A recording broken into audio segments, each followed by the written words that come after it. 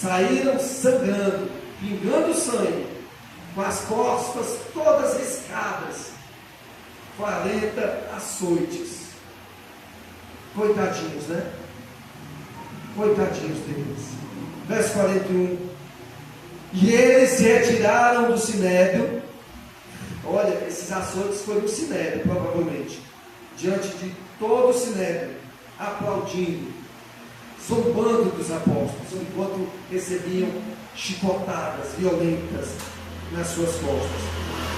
E eles se retiraram do sinédrio como? Chorando, murmurando: Deus, por que deixou fazer isso com nós? Nós acabamos de pregar o evangelho ali, falar que o Senhor é bom, que tu ressuscitou, e agora por que você deixou isso acontecer com nós? Foi isso que eles fizeram? Não.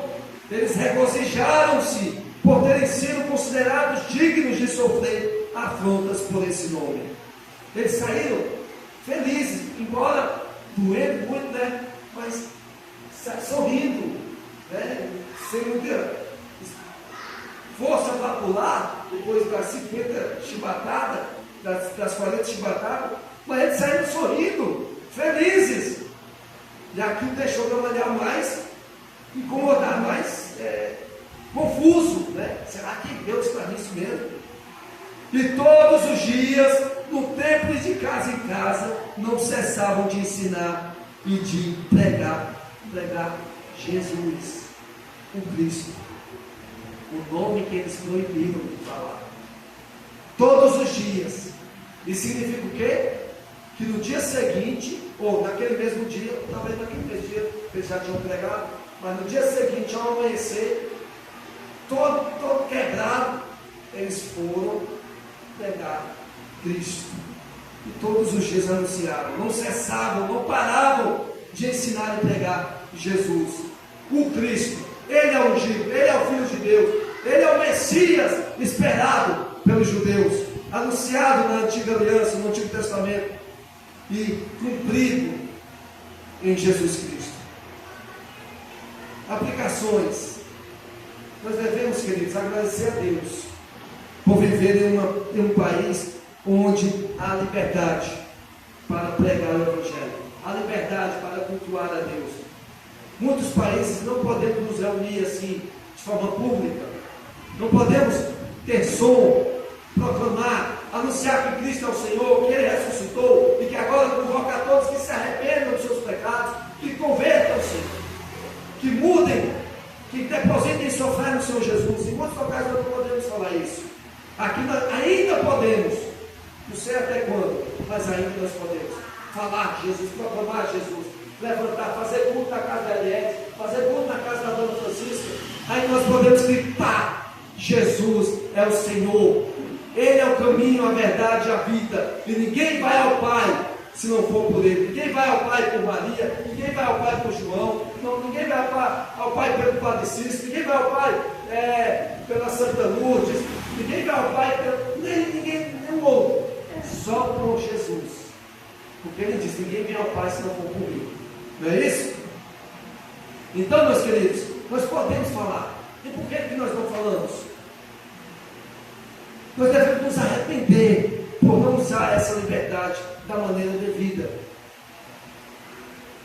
Porque os crentes que vivem em países que perseguem o cristianismo, mesmo assim eles pregam, embora veladamente, embora escondido na surdina, né? Eles fazem culto escondido na casa, eles não param. Nós devemos nos arrepender pelas vezes que Deus coloca alguém no nosso caminho, ao nosso lado, e nós falamos de tudo com eles. Nós falamos de futebol, nós falamos de política, nós falamos sobre o tempo. Olha, não está quente hoje, né? Mas está frio, começou um frio tremendo. Sempre fala, né? Quero tomar um cafezinho, aí eu falo com ele sobre muita coisa. Nós falamos sobre a novela, nós falamos sobre nossos filhos. Olha, meu filho se formou agora, ele assumiu o cargo aí, bom, está ganhando dinheirão. Mas nós não falamos de Jesus. Por que nós não falamos de Jesus? Esse é o principal assunto. Nós não falamos sobre a vida, a morte, a ressurreição do nosso Senhor. Nós não falamos que Ele morreu pelos nossos pecados. Por que nós não falamos? Será que o assunto que o Flamengo ganhou agora acho que na sexta-feira, né? É menor do que Jesus Cristo? Será que o assunto é de que da política, né? De que Trump vai atacar Maduro e tirar Maduro da liderança, um tirano? Será que é melhor do que falar que Jesus ensinou? Não estou falando que não pode falar sobre esses temas, não. Eu estou falando que nós devemos priorizar o tema melhor do que estes, que é o tema de Jesus Cristo.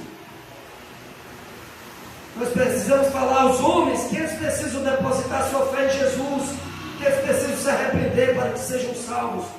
Quantas vezes nós falamos de Jesus em um dia normal nas nossas casas? Quantas vezes? É proferido pelos nossos lábios Jesus Cristo. Quantas vezes falamos de Jesus? Ao sentar na mesa, nas refeições diárias, quantas vezes nós falamos de Jesus? Em um dia normal em nossas casas. Quantas vezes falamos de Jesus durante as refeições? Quantas vezes nós falamos de Jesus aos nossos vizinhos? Quantas vezes nós falamos sobre Ele aos nossos filhos, amigos e conhecidos?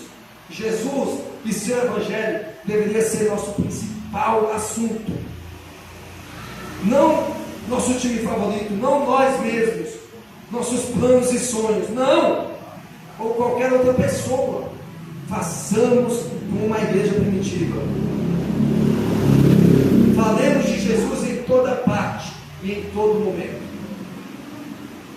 Amém? Deus abençoe.